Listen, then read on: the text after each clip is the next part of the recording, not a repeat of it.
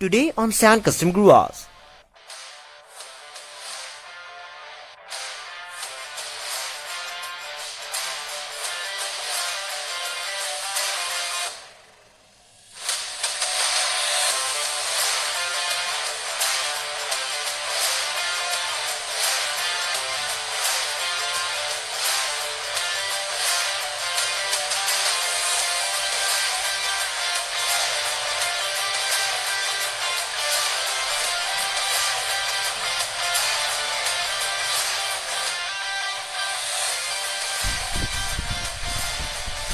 Hello guys and welcome back to Sand Custom Grooves once again.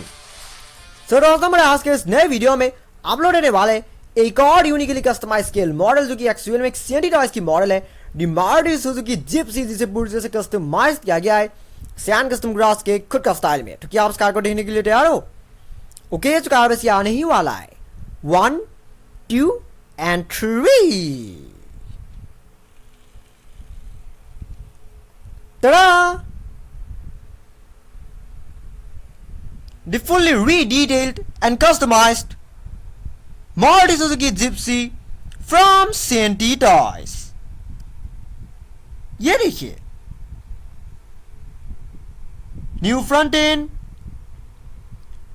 Black wheels, black detailings, even everything बिल्कुल San custom grooves के खुद का style में। सो उससे पहले कि मैं आप लोग इस कार के बारे में और इंफॉर्मेशन बताऊं, चलिए कार का एक छोटा सा रिव्यू ले लेते हैं। हाँ,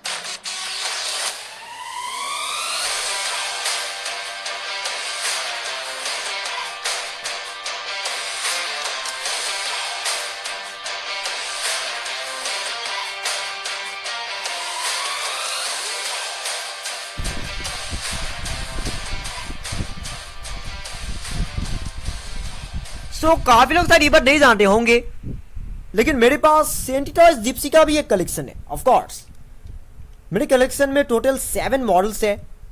उनमें से एक जो कि पूरा कबाड़ बन चुका है, जो कि मुझे बचपन में मिला था, लेकिन बाकी 6 मॉडल्स जो कि मैंने बाद में खरीदा था पिछले 1-2 साल में, वो सारी कार्स एक्सीलेंट कंडीशन में है। कुछ दिन पहले मैंने आप लोगों को एक येलो कलर की मॉडल भी दिखाया था, जो कि बिल्कुल इसी स्टाइल में ही कस्टमाइज किया गया था, लेकिन थोड़ी सी डिफरेंट था। और ये वाली कार जितना कि मुझे याद है, उस येलो वाली कार से शायद मैंने पहले खरीदा था। मुझे याद है मैंने कार कब खरीदा था, लेकिन आई थिंक 2019 में या फिर 18 में, मुझे याद है मैंने से कब खरीदा था। लेकिन ना, तकरीबन 2 साल शायद हो गया, या फिर उससे ज़्यादा भी हो सकता है। तो जाने कि मैं हमेशा कार खरीदता रहता हूँ, तो इसीलिए मेरे लिए ये सब याद रखना काफ़ी मुश्किल है कि कौन सी कार मैंने कब खरीदा था। सो जब मैंने कार खरीदा था तभी एक सिंपल सीएनटी टॉयज की मारुति सुजुकी जिप्सी MG14 हुआ करता था, जिसे पूरी तरह से कस्टमाइज किया गया है और डिटेल किया गया है बिल्कुल सैन कस्टम ग्रूव्स के खुद का स्टाइल में। सो फाइनली बात होता है आपको कार के सारे मॉडिफिकेशन के बारे में बताने का कि इस कार में एक्चुअल में क्या क्या डन हुआ है। तो सबसे पहले बारी आती है कार की फ्रंट एंड की। अगर फ्रंट एंड की बात करें तो वैसे इस पूरी कार को ही आप लोग कस्टमाइजेशन से भी ज़्यादा अभी से डिटेलिंग कह सकते हैं, क्योंकि मैं ज़्यादातर ऐसे मॉडल्स को डिटेल ही कहता हूँ, क्योंकि ऐसे कार्स में कस्टमाइजेशन कुछ खास ठीक नहीं दिखती है। अगर उनमें डिटेलिंग ऐड होंगे तो कार दिखने में और ज़्यादा बेटर दिखेगा। तो इसलिए मैंने इस कार के साथ भी वही किया है। अगर फ्रंट एंड की बात करें तो सबसे पहले मैं कार के ग्रिल के बारे में बताना चाहूँगा।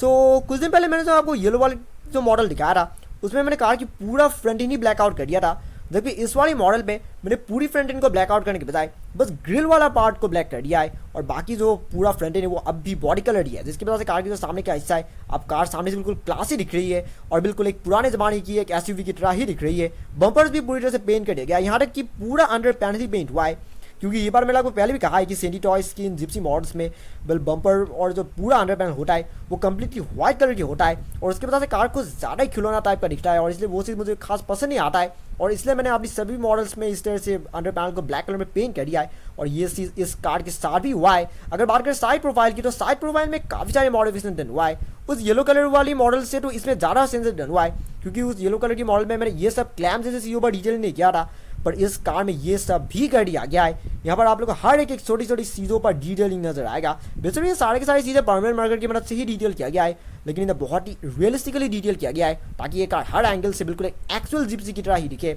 व्हील्स की बात करें तो व्हील्स तो वैसे अभी ओरिजिनल व्हील्स ही है, लेकिन मैंने 20 वाले हिस्से को ब्लैक कलर में पेंट कर दिया और बाकी जो बॉर्डर है सिर्फ उन्हें व्हाइट रहने दिया, जिसके वजह से ग्रिल की जो स्टाइल है अब इसमें एक पुराने ज़माने की एक एसयूवी टाइप का एक लुक आ गया है जो कि कार में एक्चुअली में होना चाहिए था। वेल अगर रूफटॉप की बात करें तो इसमें वेल एक हार्ड टॉप वाली रूफटॉप था, पर वो मैंने रिमूव कर दिया क्योंकि मुझे वो रूफटॉप कुछ खास पसंद नहीं आता है और वैसे भी जिप्सी इस तरह की ओपन टॉप में ज़्यादा कूल दिखती है।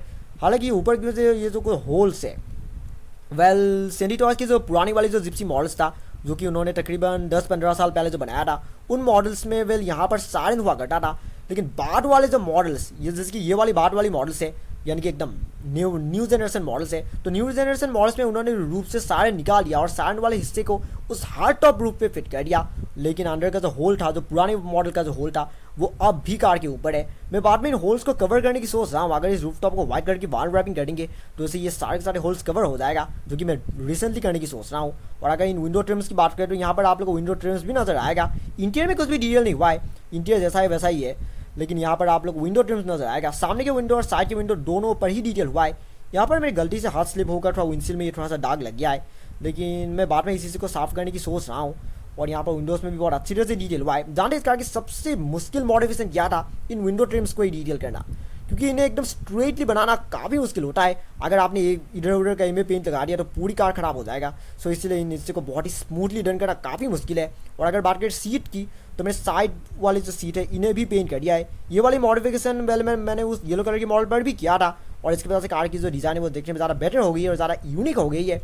और अगर बात करें कार की रियर एंड की, तो रियर एंड में आप लोग देखने को मिलेगा पूरी तरह से रीपेंट कर दी गई स्पेयर टायर। तो ये spare tyre originally white colour का था, हालांकि ये जिप्सी वाला स्टिकर तो ओरिजिनल ही था, लेकिन ये पूरा टायर ही व्हाइट कलर का था और उसके वजह से वेल मुझे कुछ खास पसंद नहीं आ रहा था और इसलिए मैंने इस चीज़ को पूरी तरह से ब्लैक कलर में पेंट कर दिया।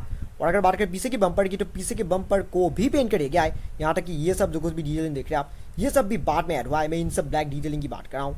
पीछे की ये लॉक भी कर दिया गया है और बाकी मैंने बैजिंग में कोई डिटेलिंग नहीं किया है, क्योंकि बैजिंग बॉडी कलर भी मेरे ख्याल से ज़्यादा कूल है, क्योंकि अगर मैंने इनमें डिटेलिंग कर दे दूँ तो इससे ये सब अच्छी तरह से नज़र नहीं आ गया, इवन कार दिखने में और भी ज़्यादा बुरा दिखेगा और इसलिए मैंने इसे ऐसा ही रहने दिया है। ओवरऑल कार काफ़ी कूल दिख रही है। ये सही है कि इस कार में अभी कुछ मॉडिफिकेशन करने की ज़रूरत है, जैसे कि इस टॉप के इन होल्स को कवर करने की ज़रूरत है और अगर कोई लाइसेंस प्लेट वगैरह भी कार में ऐड करेंगे तो इसे कार दिखने में और ज़्यादा कूल बन जाएगा। लेकिन ये कार स्टिल काफ़ी कूल दिख रही है और ये चीज़ मैं यकीनन कह सकता हूँ कि पूरी दुनिया पर ढूंढने पर भी आप लोगों को इतनी रियलिस्टिकली डिटेल की गई सेंटी टॉयज की मारुति सुजुकी जिप्सी MG14 और कहीं में भी देखने को नहीं मिलेगा। हाँ, सो फाइनली वक्त उठा इस वीडियो को एंड करने का। मैं उम्मीद करता हूँ कि आप लोग ये मॉडिफिकेशन और डिटेलिंग पसंद आया होगा, क्योंकि इस तरह की चीज़ें जैसा कि मैं हमेशा कहता हूँ कि वेल देखने में आसान लगता है, पर जो बंदा ये सब काम करता है इससे उन्हें समझ में आता है कि सब कितना मुश्किल है। इतनी छोटी छोटी पार्ट्स पर इस तरह से पेंटिंग करना, डिटेलिंग करना और वो भी इतनी रियलिस्टिकली, ये सब काफ़ी मुश्किल काम है। सो प्लीज़ मेरे काम को रिस्पेक्ट कीजिएगा और अगर आपको ये वीडियो से पसंद आया don't forget to like, comment, share and subscribe to my channel, and also click the bell icon so you will get notifications of every new video. And thank you very much for watching my video. Have a nice day.